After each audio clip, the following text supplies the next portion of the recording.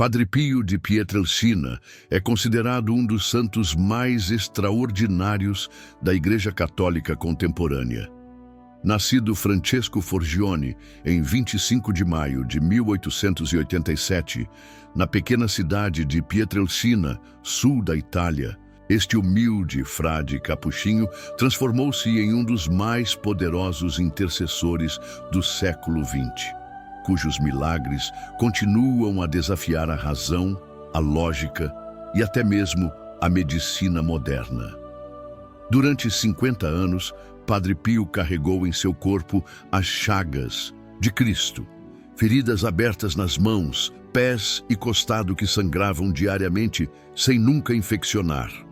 Um fenômeno que intrigou médicos e cientistas. Quando faleceu em 23 de setembro de 1968, as chagas desapareceram completamente sem deixar cicatrizes, outro mistério que a ciência jamais conseguiu explicar. A fama de sua santidade espalhou-se por toda a Itália e pelo mundo. Em vida, milhares de pessoas viajavam diariamente para a pequena cidade de San Giovanni Rotondo, apenas para participar de sua missa, confessarem-se com ele ou simplesmente receber sua bênção. Muitos buscavam curas milagrosas, orientação espiritual, ou apenas testemunhar os dons sobrenaturais desse homem extraordinário que lia almas, profetizava o futuro e manifestava o dom da bilocação, estar em dois lugares ao mesmo tempo. Entre os inúmeros milagres atribuídos ao Padre Pio, destaca-se a cura do câncer de Gemma di Giorgio, que nasceu sem pupilas e passou a enxergar perfeitamente após a bênção do santo. Há também o caso do general italiano Ludovico Chigi, curado instantaneamente de uma pneumonia terminal após Padre Pio aparecer misteriosamente em seu quarto em Roma, enquanto fisicamente estava em San Giovanni Rotondo, a centenas de quilômetros de distância. O perfume sobrenatural que emanava de seu corpo foi testemunhado por incontáveis pessoas. Um aroma indescritível de rosas, violetas e incenso que se manifestava mesmo a grandes distâncias, sinalizando sua presença espiritual. E o dom do discernimento permitia que identificasse pecados não confessados, orientando os fiéis com precisão sobrenatural durante o sacramento da confissão. Mas entre os muitos relatos extraordinários de curas, bilocações e visões, há um milagre que se destaca por ser talvez o mais chocante e inexplicável de todos. Um milagre que desafia não apenas a medicina, mas as próprias leis da natureza. Um milagre atestado por diversas testemunhas, inclusive por um médico presente que afirmou categoricamente: esta criança está morta. Não há como ela ter sobrevivido. Mas o que aconteceu a seguir só poderia ser obra de Deus. A história de Maria e seu filho. No quente verão italiano de 1925, em uma pequena aldeia na região da Puglia, uma mulher chamada Maria vivia momentos de profunda angústia. Seu único filho, um menino de aproximadamente 5 anos, havia sido acometido por uma doença grave que os médicos locais não conseguiam diagnosticar com precisão. Dia após dia, o estado de saúde da criança deteriorava. A febre persistente, a respiração cada vez mais difícil, o corpo enfraquecido. A cada amanhecer, Maria rezava para que seu filho melhorasse, mas a cada anoitecer, suas esperanças diminuíam um pouco mais. Os médicos da região fizeram o possível. Receitaram medicamentos, tratamentos e até mesmo procedimentos dolorosos, mas nada parecia surtir efeito. Senhora, disse finalmente o médico mais experiente da cidade, infelizmente não há mais nada que possamos fazer. Prepare-se para o pior. Maria, porém, recusava-se a aceitar tal sentença. Como qualquer mãe, estava disposta a fazer o impossível para salvar seu filho. Foi então que ouviu falar pela primeira vez sobre um frade capuchinho que vivia em San Giovanni Rotondo, uma cidade montanhosa a cerca de 150 quilômetros de distância. Padre Pio, diziam os rumores, tinha o dom de curar os doentes. Pessoas de todas as partes da Itália e até mesmo do exterior viajavam para conhecê-lo, confessar seus pecados e pedir sua intercessão. Maria não precisou ouvir mais. Uma chama de esperança acendeu-se em seu coração. Com as poucas economias que possuía, Maria comprou passagens para o trem que a levaria até San Giovanni Rotondo. Na madrugada do dia seguinte, embrulhou cuidadosamente seu filho em cobertores, apesar do calor do verão, pois o corpo da criança estava cada vez mais frio. Em seus braços, ela carregava o que mais amava, seu filho, à beira da morte. A estação de trem estava lotada naquela manhã.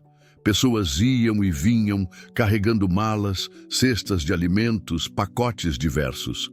Ninguém prestou muita atenção àquela mulher de aparência simples que segurava um pequeno embrulho nos braços. Maria encontrou um lugar para sentar-se no trem e, enquanto aguardava a partida, sussurrava orações incessantes. Santa Maria, Mãe de Deus, vós que conheceis a dor de uma mãe, intercedei por meu filho. São José, protetor da Sagrada Família, olhai por nós nesta viagem. Padre Pio, homem santo, peço-vos que salvai meu filho quando eu chegar à vossa presença. O apito do trem soou, anunciando a partida. As rodas começaram a girar sobre os trilhos, marcando o início daquela viagem desesperada. Maria partiu com um único destino e uma única esperança: San Giovanni Rotondo e o Padre Pio, que, segundo relatos, poderia realizar o impossível. A tragédia durante a viagem. A paisagem italiana passava rapidamente pelas janelas do trem. Oliveiras, vinhedos, pequenas vilas com suas igrejas de campanários antigos. Mas Maria mal notava a beleza ao seu redor. Seus olhos estavam fixos no rosto pálido de seu filho, cuja respiração tornava-se cada vez mais fraca e irregular. O trem estava cheio. O verão era época de peregrinações e muitos viajavam para visitar santuários ou para fugir do calor das cidades, buscando refúgio nas montanhas. O vagão onde Maria se encontrava estava lotado, com pessoas conversando, crianças correndo pelo corredor, vendedores oferecendo água e pequenos lanches. Em meio àquela agitação, Maria permanecia em silêncio, rezando fervorosamente. Ocasionalmente, algum passageiro lançava um olhar de compreensão e preocupação para aquela mãe e seu filho visivelmente doente, mas ninguém se atrevia a interferir. À medida que a viagem avançava, o sol começou a se pôr, lançando sombras alaranjadas pelo interior do trem. Foi nesse momento, quando o vagão finalmente começou a se acalmar e muitos passageiros cochilavam em seus assentos, que Maria percebeu. Algo havia mudado. Seu filho não se mexia mais. A respiração, que já era fraca, havia cessado completamente. Com o coração disparado de medo, Maria chamou baixinho: "Filho, filho, responda para a mamãe." Não houve resposta. Com as mãos trêmulas, ela tocou o rosto da criança. Estava frio. Em desespero, colocou o ouvido contra o peito do menino, buscando algum sinal do batimento cardíaco que tantas vezes a tinha acalentado durante noites de insônia. Silêncio. Um silêncio terrível e definitivo. Foi então que a terrível verdade atingiu Maria como um raio. Seu filho havia falecido em seus braços, no meio daquela viagem desesperada. A mãe entrou em um desespero silencioso, contido apenas pelo ambiente público do trem. Lágrimas quentes escorriam por seu rosto enquanto ela abraçava o corpo inerte da criança, balançando-se para frente e para trás em uma angústia indescritível. Meu Deus, por que me abandonaste?" sussurrava ela, repetindo as Palavras de Cristo na cruz, sentindo uma dor que apenas uma mãe que perde um filho pode compreender. Os minutos se transformaram em horas de sofrimento contido. O trem continuava sua marcha implacável pelos trilhos, alheio à tragédia que se desenrolava em um de seus assentos. E foi então que, em meio ao desespero mais profundo, um pensamento surgiu na mente de Maria. Um pensamento que para muitos pareceria loucura, mas que para ela representava a última faísca de esperança. Mesmo assim, não voltarei para casa. Continuarei a viagem até Padre Pio. Era uma decisão nascida não da razão, mas da fé. Uma fé desesperada, é verdade, mas também uma fé profunda que se recusava a aceitar que tudo estava perdido. Havia histórias sobre Padre Pio, histórias de curas extraordinárias, de milagres inexplicáveis. E se ele pudesse fazer algo? E se não fosse tarde demais? Uma decisão impensável. Maria sabia, no entanto, que transportar um cadáver era estritamente proibido pelas leis italianas da época. Caso algum funcionário do trem ou autoridade descobrisse, ela seria detida e o corpo de seu filho seria confiscado para procedimentos legais e sanitários. Olhando ao redor, com o coração partido, mas a mente agora estranhamente clara, Maria tomou uma decisão que parecia impensável: esconder o corpo de seu filho. Entre seus pertences havia uma mala de tamanho médio, dessas que se fecham completamente. Com cuidado infinito e lágrimas silenciosas, ela colocou o pequeno corpo dentro da mala. Cada movimento era uma agonia. Dobrar os pequenos membros, fechar os olhos que nunca mais veriam a luz do sol, arrumar os cabelos que tantas vezes havia penteado com carinho. Cada gesto era uma despedida, mas também uma recusa em aceitar a despedida final. Com mãos trêmulas, Maria fechou a mala, transformando-a em um improvisado e secreto caixão. O som metálico do fecho ecoou em seus ouvidos como uma sentença definitiva, mas seu coração recusava-se a desistir. Por horas, ela segurou aquela mala em seu colo, como se ainda estivesse segurando seu filho. Ninguém ao redor sabia o que estava acontecendo. Para os outros passageiros, era apenas uma mulher viajando com sua bagagem. Ninguém poderia imaginar a tragédia e a esperança desesperada que aquela mala continha. Ela escondeu a criança dos oficiais do trem e das pessoas ao redor. Ninguém sabia. Apenas ela e Deus. A viagem prosseguiu por mais algumas horas, que pareceram uma eternidade. O trem atravessou túneis escuros e vales profundos, subindo gradualmente em direção às montanhas, onde se localizava San Giovanni Rotondo. Quando finalmente chegou à estação mais próxima do convento dos Capuchinhos, já era quase manhã. O céu começava a clarear quando Maria desceu do trem, carregando sua preciosa e trágica carga. A estação era pequena, típica de cidades do interior italiano. Algumas pessoas aguardavam para embarcar no trem que seguiria a viagem, enquanto outras, como Maria, chegavam em busca do famoso frade. San Giovanni Rotondo, naquela época, era uma pequena cidade montanhosa, com ruas estreitas de pedra que serpenteavam pela encosta. No ponto mais alto, destacava-se o convento de Santa Maria delle Grazie, onde vivia o Padre Pio. Era um edifício simples, construído em pedra local, com um pequeno campanário que se erguia contra o céu. Para chegar até lá, Maria precisou percorrer uma estrada íngreme, carregando sua mala pesada não apenas pelo conteúdo, mas pelo significado. Cada passo era um ato de fé e determinação. Ocasionalmente, parava para recuperar o fôlego, mas nunca considerou desistir. O Urbizu, o encontro com Padre Pio. Quando finalmente chegou ao convento dos Capuchinhos, Maria descobriu que não estava sozinha em sua busca por um milagre. Dezenas de pessoas já se aglomeravam no pátio externo da igreja, formando uma longa fila. Eram peregrinos vindos de diversas partes da Itália e até mesmo do exterior. todos esperando por um momento com o famoso frade estigmatizado. O convento de Santa Maria delle Grazie não era grande nem imponente. Sua estrutura simples, construída em pedra local, refletia a humildade da ordem franciscana. No entanto, havia algo especial naquele lugar.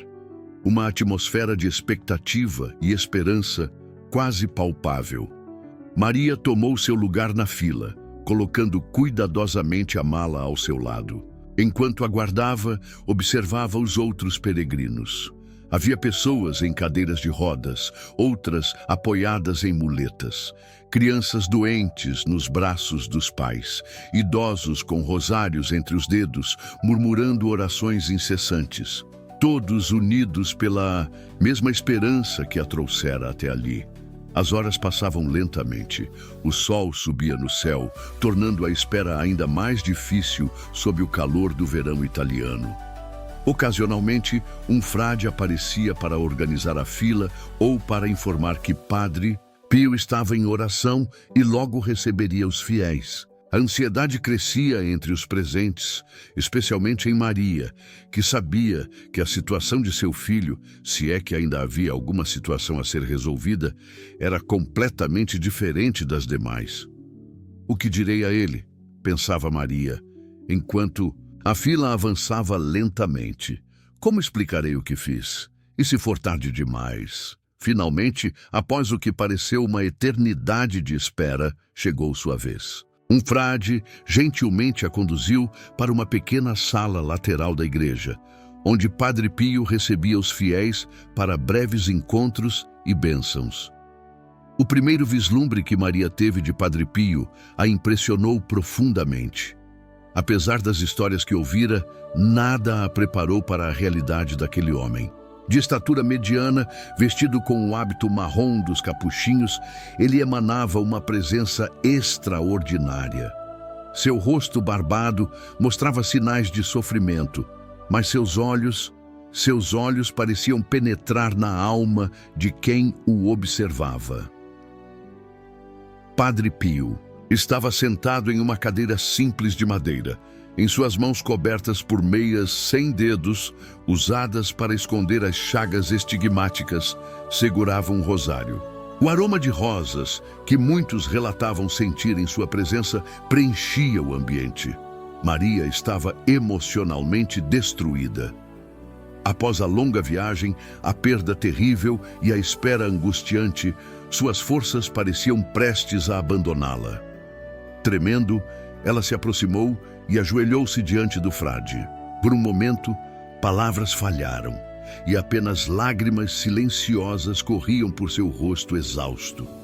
Padre Pio a observava com um olhar que parecia conhecer toda a sua história, toda a sua dor. Sem que ela precisasse explicar, ele perguntou com voz suave: "O que você traz nessa mala, minha filha?" Foi então que, com mãos trêmulas, Maria abriu a mala e mostrou o corpo da criança. Um suspiro coletivo de choque e horror correu entre os poucos presentes na sala. Um dos frades que assistia a Padre Pio fez o sinal da cruz. Uma senhora que aguardava próxima à porta levou as mãos à boca, sufocando um grito.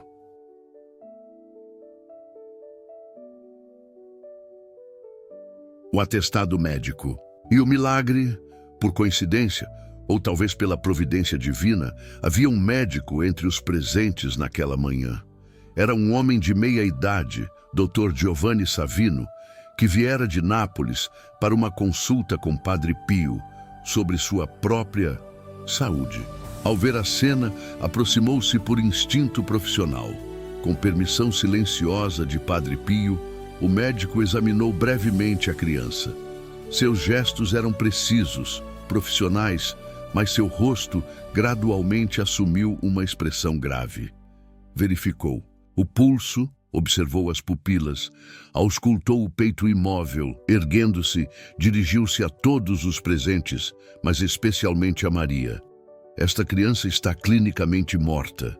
Pelo estado do corpo e pela rigidez, diria que faleceu há pelo menos 12 horas. E então, olhando para a mala aberta, acrescentou com absoluta certeza científica: e mais, mesmo que por algum milagre estivesse viva ao entrar nesta mala, certamente teria morrido por sufocamento. Não há oxigênio suficiente ali para manter uma criança viva durante tantas horas. É impossível, do ponto de vista médico, que haja qualquer esperança. Suas palavras caíram como pedras sobre Maria, confirmando a terrível realidade que seu coração materno se recusava a aceitar. Um silêncio pesado tomou conta da sala. Alguns dos presentes começaram a murmurar orações pelos mortos, mas Padre Pio permaneceu sereno.